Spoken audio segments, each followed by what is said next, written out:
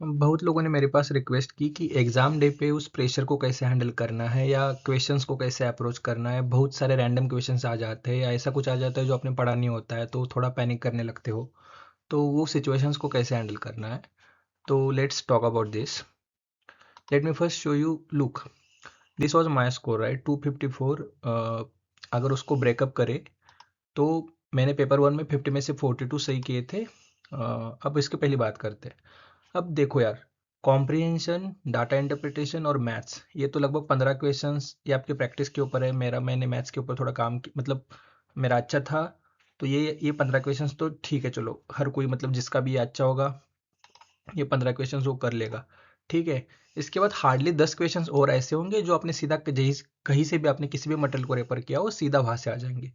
तो लगभग 25 क्वेश्चंस आपके यहाँ से हो जाते हैं। तो बाकी 25 क्वेश्चंस सबको ऐसे आते हैं जो नहीं पढ़ा हुआ होता है, ठीक है। तो इसलिए आप क्या करोगे, आप, वो डिपेंड करता है कि वो क्वेश्चन किसको कौन से नंबर पे आए।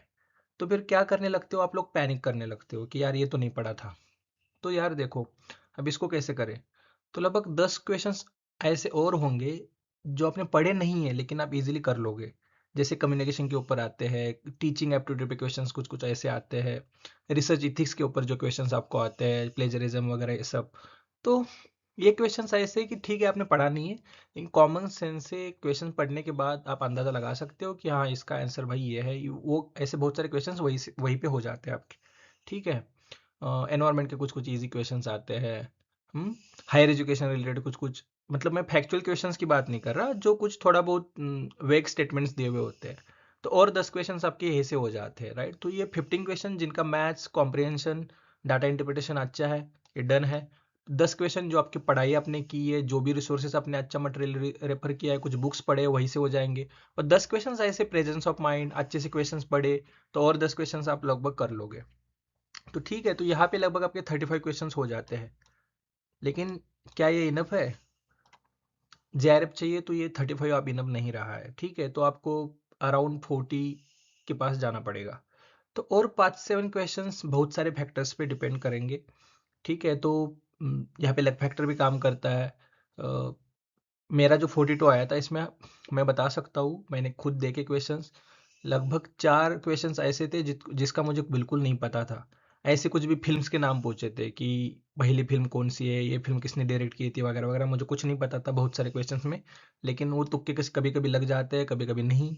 तो ये 5-7 क्वेश्चन ऐसे होंगे कि पता नहीं, लेकिन एटलीस्ट 35 तो मिनिमम लेके आप आ ही सकते हो। उसके बाद जो 15 आप तुक्के लगाओगे, उसमें से भाई ऐसे नेगेटिव मार्किंग तो है नहीं, तो 4 से 5 तुक्के तो सही लग लग सकते हैं आपके, ठीक है। तो ऐसे 40 के अराउंड जा सकता है। तो लेकिन बस इतना दिमाग में रखना है, पैनिक नहीं होना है। कोई भी ऐसा क्वेश्चन एक आधा दिखे कि आपने नहीं पढ़ा है, कुछ अजीब सा फैक्ट पूछ लिया, तो उस समझ के चलो ऐसे लगभग 15-20 क्वेश्चन आने ही आने हैं। अ, उसके ऊपर फोकस नहीं करना, फोकस इन 35 क्वेश्चंस पे करना है, जिसमें से 15 आपके डन है, कॉम्प्रिहेंशन, मैथ्स और डाटा इंटरप्रिटेशन। और बाकी के 15 15 से 20 क्वेश्चंस ऐसे हैं जो मतलब आप इजीली कर सकते हो या आपने पढ़ा हुआ है। इनके ऊपर फोकस करना है, यहाँ पे अच्छा परफॉर्म करना है। ये 15 जो भी है सब लोग तुक्के लगाएंगे, ठीक है। तो यहाँ पे इतना ज़्यादा नहीं सोचना है। अब बात करते हैं पेपर टू की। पेपर टू में मेरे 85 सही हुए थे। क्या मुझे इतना सब पता है पॉलिटिकल साइंस का, हर नाम मैं जानता हूँ? ऐसा तो नहीं है, ठीक है। यहाँ पे भी अगर हम ब्रेकअप करने की ट्राई करें तो जो भी हमने पढ़ा है नॉलेज के बेसिस पे 60 to 65 क्वेश्चन ही हर कोई सॉल्व कर पाएगा, ठीक है। उसके बाद जो 20-25 क्वेश्चंस आते हैं, इसमें बहुत सारे क्वेश्चंस ऐसे भी होंगे कि बिल्कुल भी नहीं पता है, और कुछ कुछ क्वेश्चंस ऐसे होंगे कि हाँ पार्शियली पता है। जैसे मैच द फॉलोइंग में हो गया कि चार चार पेयर्स है, हमें 2 पेयर्स पता है, कभी बार एक पेयर पता है, उससे भी क्वेश्चन सॉल्व हो जाता है। तो थोड़ा दिमाग खुला रखेंगे। और देखो, इसकी मैं इन डेप्थ भी बाद में नेक्स्ट स्लाइड में बात करूंगा आपसे कि इसको भी कैसे देखना है। लेकिन ये ये गिवन है कि भाई हर कोई को 60-65 क्वेश्चन ही पता होंगे 100 में से।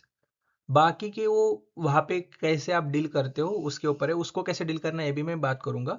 लेकिन मैं अभी, मेरा पर्पस ये है आपके साथ ये डिस्कस करने का कि इसलिए ना लास्ट मोमेंट में बहुत सारे लोगों के साथ ऐसा होने लगता है कि ये नहीं पढ़ा है सही से, ये नहीं पढ़ा, इसके लिए थोड़ा कम पढ़ा, ये हुआ।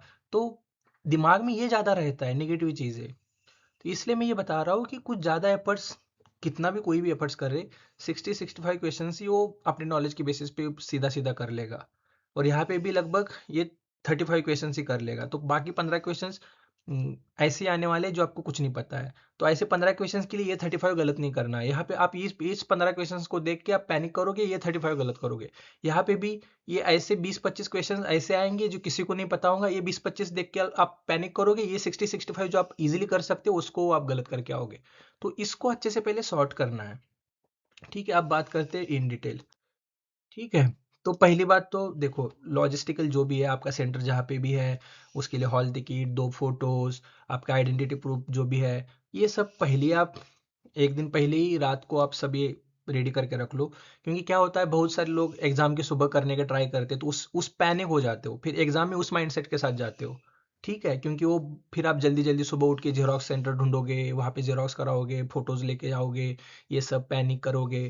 तो मुझे लगता है ना ये थोड़ा फिर एग्जाम में ना थोड़ा हड़बड़ी में जाओगे, काम माइंडसेट नहीं रहेगा आपका, कूल माइंडसेट नहीं रहेगा। इसलिए एक दिन पहले ही ये सब करो। एग्जाम सेंटर भी जानबूझ के 1 घंटा पहले ही पहुंचो।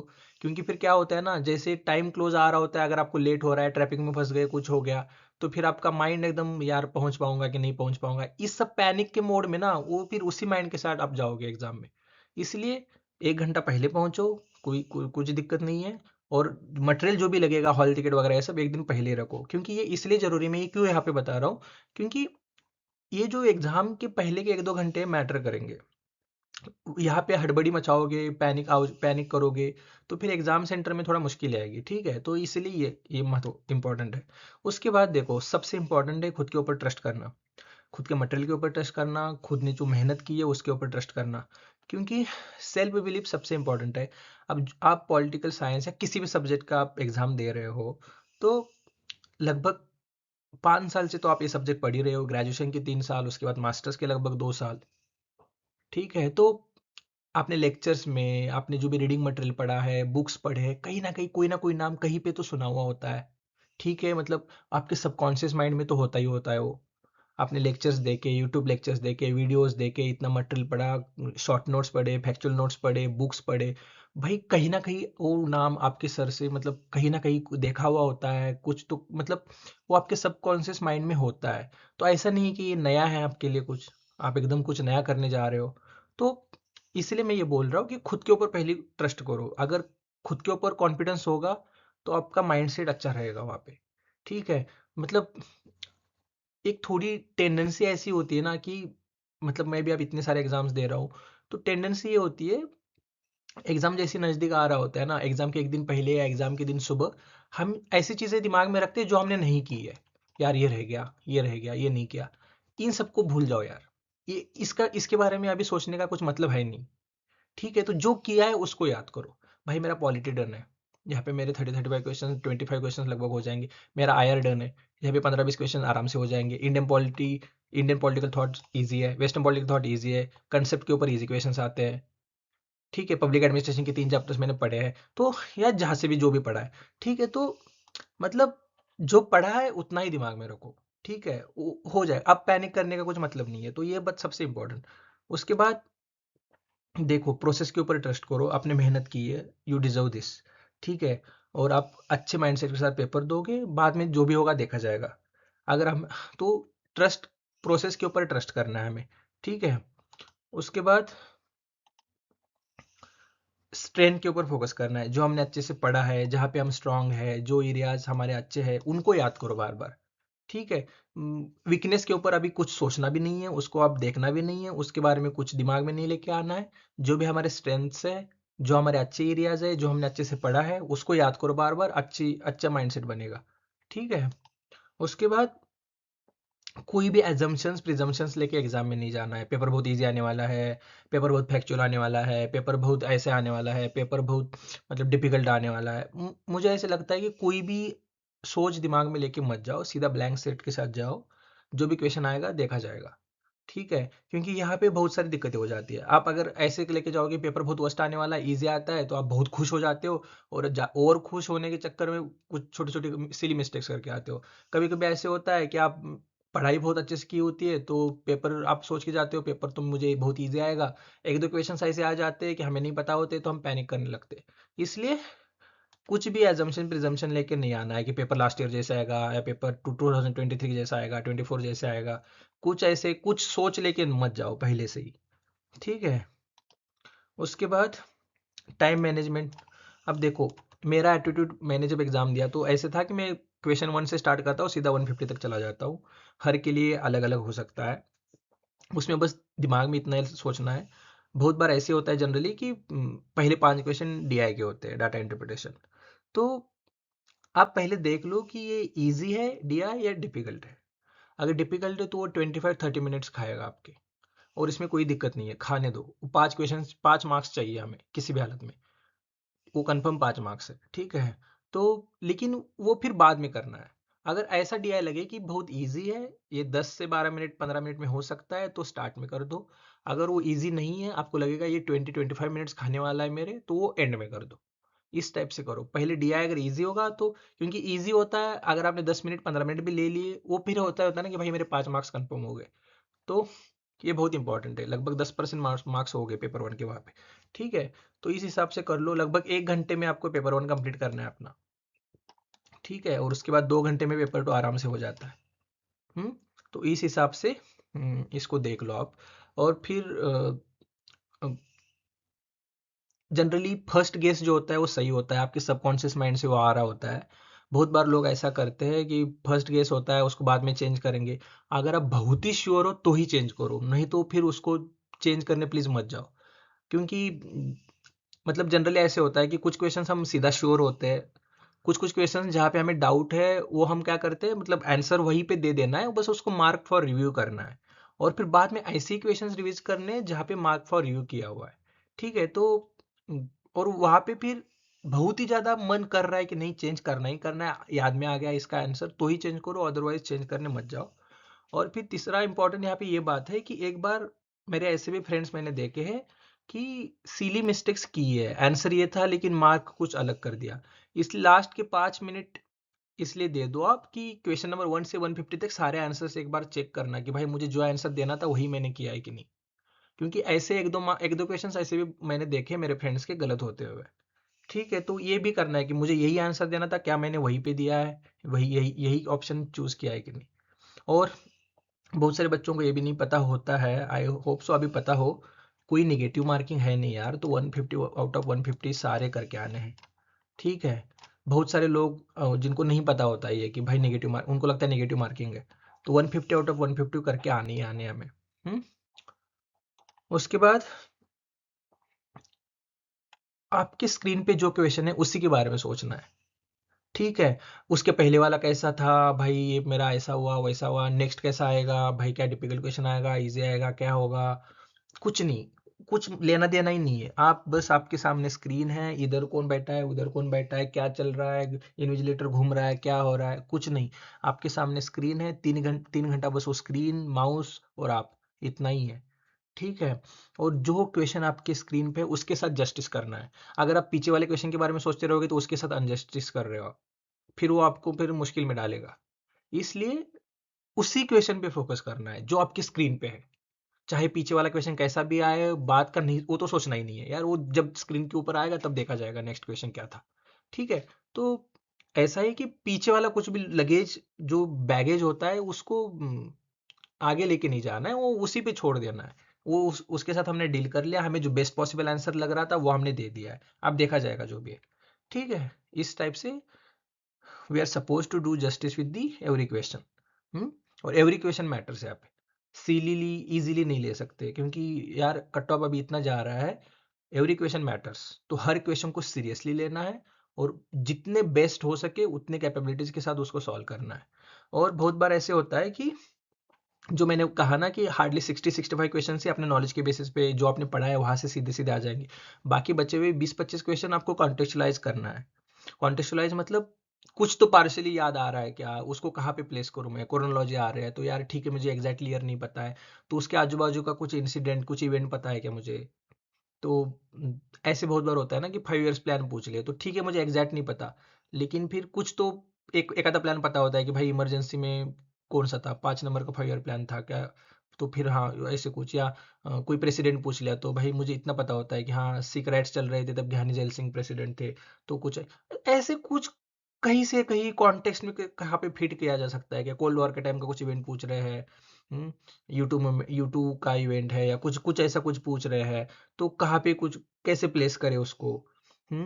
बर्लिन वॉल का फॉल आउट, तो भाई ठीक है, तो हाँ ये कब हुआ, कोल्ड वॉर के एंड में हुआ, तो हाँ 1990 के आसपास कोल्ड वॉर एंड हुआ है, तो ये बर्लिन वॉल फॉल का 1989 के अराउंड कुछ हो सकता है। मतलब ऐसे थोड़ा बहुत उसको, बहुत सारे ईयर्स हमें नहीं पता होंगे, बहुत सारे बुक्स हमें नहीं पता होंगे, कौन सा ऑथर का बुक क्रोनोलॉजी पूछा है, तो एटलीस्ट हमें ये तो पता होता है कि जॉन रॉल्स भाई अभी सबसे लेटेस्ट वाला एक है, उसके अभी अमर्त्य सेन का तो अभी से चल रहा है, या ऐसे कि ये सबसे पहले था, मिल आया, फिर मिल के बाद ये आया, फिर ये, तो थोड़ा बहुत क्रोनोलॉजी पता होती है, उस हिसाब से लिखना है। अब नॉजिक है, तो नॉजिक ने रॉल्स को रिस्पॉन्स एज अ रिस्पॉन्स लिखा है, तो उसका बुक बाद में आएगा, रॉल्स का पहले आएगा थ्योरी ऑफ जस्टिस। तो ऐसे मतलब थोड़ा बहुत क्या करना है कि क्वेश्चंस को अगर पता है नहीं है ना, मोस्टली क्रोनोलॉजी के क्वेश्चंस में बता रहा हूँ मैं, उसको कॉन्टेक्स्ट में प्लेस करो, कुछ आजू बाजू के इवेंट्स के बारे में सोचो, या थियोरेटिकल क्वेश्चन कुछ पूछ लिए, तो हमें पता है कि ये थिंकर रियलिस्ट है, तो ये फिर हमें अगर हमें पता भी नहीं है कि ये उसका ही कोट है या उसका ही आर्ग्यूमेंट है क्या, तो एज अ रियलिस्ट वो क्या सोच सकता है, या ये थिंकर यूटोपियन है, या ये थिंकर सोशलिस्ट है, या ये थिंकर मार्क्सिस्ट है, तो एज अ मार्क्सिस्ट वो क्या सोचेगा स्टेट के बारे में। तो ऐसे अगर सीधा सीधा भी नहीं पता है ना, तो उसको ऐसे कॉन्टेक्चुअलाइज करो, कुछ तो पता होगा आपको कि मतलब तो इस हिसाब से क्या वो थिंकर इस ट्रेडिशन को बिलोंग करता है, तो ये भाई पोस्ट स्ट्रक्चरलिस्ट है तो ये कैसे बोलेगा, ठीक है, या ये पोस्ट कॉलोनियल थिंकर है तो ये कैसे बोलेगा। तो इस टाइप से उसको फिर कॉन्टेक्चुअलाइज करना है उस क्वेश्चंस को। बहुत सारे आर्टिकल्स हमें नहीं पता होते हैं, लेकिन हम क्या कर सकते हैं कि थोड़ा ब्रॉड आइडिया तो होता है कि इलेक्शन कमीशन के आर्टिकल इसके अराउंड आते हैं, तो इलेक्शन से रिलेटेड प्रोविजन है, तो आर्टिकल 324 से लेके 330 के बीच में कुछ तो होगा, ठीक है भाई, पर्टिकुलर आर्टिकल नहीं पता, लेकिन ऑप्शंस में इतने सारा ज्यादा मतलब वो इतना क्लोज ऑप्शंस नहीं देते हैं, तो आपका वो सॉल्व हो जाता है। कौन से पार्ट में कौन सा थोड़ा बहुत पता होता है कि हाँ 368 अमेंडमेंट से रिलेटेड आर्टिकल्स है, उसके बाद फिर कौन से आर्टिकल स्टार्ट हो जाते हैं, या ये थोड़ा बहुत कहीं से कहीं कुछ ऐसे करना है, उसको कॉन्टेक्स्ट में फिट करना है। उसके बाद यही है कि पूरे प्रोसेस के ऊपर ट्रस्ट रखो आप, और कट ऑफ वगैरह क्या लगेगा, कितने लोग एग्जाम में आए हैं, कितने नहीं आए हैं, कितने लोग बैठेंगे, क्या होगा, कुछ नहीं सोचना है उस टाइम पे, आपको कुछ नहीं सोचना है उस टाइम पे, बस आपको एग्जीक्यूशन के ऊपर काम करना है। मैंने जो पढ़ा है बेस्ट ऑफ माई एबिलिटीज मैंने पढ़ा है, अभी मुझे इतना ही पता है, मुझसे जितना हो सकता था मैंने किया है, और मैंने बेस्ट किया है। सबके लिए सब करना बिल्कुल पॉसिबल नहीं होता है, ठीक है। मैं ये सच बता रहा हूँ, मेरा ये जो 254 स्कोर आया था, मैंने बस 2 दिन के रिवीजन पे स्कोर आया है मेरा, और मैं बहुत ही मिनिमलिस्टिक अप्रोच से जाता हूँ। मैंने जो भी आपके यूट्यूब पे वीडियोस डाले थे वो वही 5-6 वीडियोस की पीपीटीज में रिवाइज करके गया था, थोड़ा बहुत एंड्रयू का ग्लोबल पॉलिटिक्स और एम लक्ष्मीकांत का पॉलिटी, ये 2 बुक्स मैंने अच्छे से पढ़े थे, थोड़ा बहुत ऊपर ऊपर से सारे बुक्स देखे थे अच्छे से। वो बुक्स मैं ऑलरेडी 2-2 3-3 4 बार पढ़ चुका था, इसलिए मुझे वो रिवीजन फास्ट हो जाता है। और जो मेरे वीडियोस जो मैंने डाले हुए ऑलरेडी कंपेरेटिव पॉलिटिक्स के ऊपर, पब्लिक एडमिनिस्ट्रेशन के ऊपर, Indian political thought, western political thought, political theory, इसके पीपीटीज में बार बार बार 2 या 3 रिवीजन उसके करके गया था, तो 2 दिन में इतना हो सकता था उतना करके गया था। तो अब इसका मतलब ये नहीं है कि सबके लिए पॉसिबल है, क्योंकि मुझे पता है मैं पॉलिटिकल साइंस लगभग लगभग 6-7 साल से पढ़ रहा हूँ, ठीक है, तो ये तब पॉसिबल हो जाता है। तो अब तो भी क्वेश्चंस कैसे भी पूछते हैं, तो पैनिक करके जाता है यार, नहीं आजकल तो क्वेश्चंस कुछ भी पूछ रहे हैं, मुझे नहीं आएगा, तो वो टब जाने वाला है प्रोसेस। इसलिए ऐसे कुछ नहीं सोचना है, आप बिल्कुल खुद के ऊपर ट्रस्ट रखो, प्रोसेस के ऊपर ट्रस्ट रखो, आप अच्छा परफॉर्म करोगे, ठीक है। बस आपके सामने जो क्वेश्चन है उसके बारे में सोचो, बाकी कुछ नहीं सोचना। और ऑल द बेस्ट, अच्छे से दे के आओ ये सब लोग एग्जाम, एंड बाद में देखेंगे जो भी होगा देखा जाएगा, ठीक है। क्योंकि ये एग्ज़ाम कुछ वर्थ डिसाइड नहीं करता है, मैं खुद बोल रहा हूँ एग्ज़ाम बहुत ही फालतू एग्ज़ाम है, ठीक है, फालतू इन द सेंस वो कुछ सेंस करने वाले क्वेश्चंस नहीं पूछ रहे हैं, फैक्चुअल चीज़ें पूछ रहे हैं, रोट लर्निंग वाले सारे क्वेश्चंस पूछ रहे हैं, कुछ कर नहीं सकते यहाँ पे। इसलिए मैं इतना ही बताऊंगा कि ये कुछ आपकी सेल्फ वर्थ डिसाइड नहीं करता है, ये एग्ज़ाम आपका नॉलेज डिसाइड नहीं करता है, ये एग्ज़ाम आपकी सब्जेक्ट की अंडरस्टैंडिंग डिसाइड नहीं करता है, ठीक है। एटलीस्ट ये 2-3 साल का जो ट्रेंड अगर मैं देखूं, तो पैनिक खुद मतलब क्वेश्चन तो खुद को बिल्कुल नहीं करना है इस फालतू एग्जाम के लिए, ठीक है। क्वेश्चन तो बिल्कुल नहीं करना है, जो भी होगा ठीक है, होगा देखा जाएगा, आप बेस्ट परफॉर्म करके आओ, ठीक है। Till then, thank you all, आपने अच्छे से पढ़ा है, I trust you all, and all the best.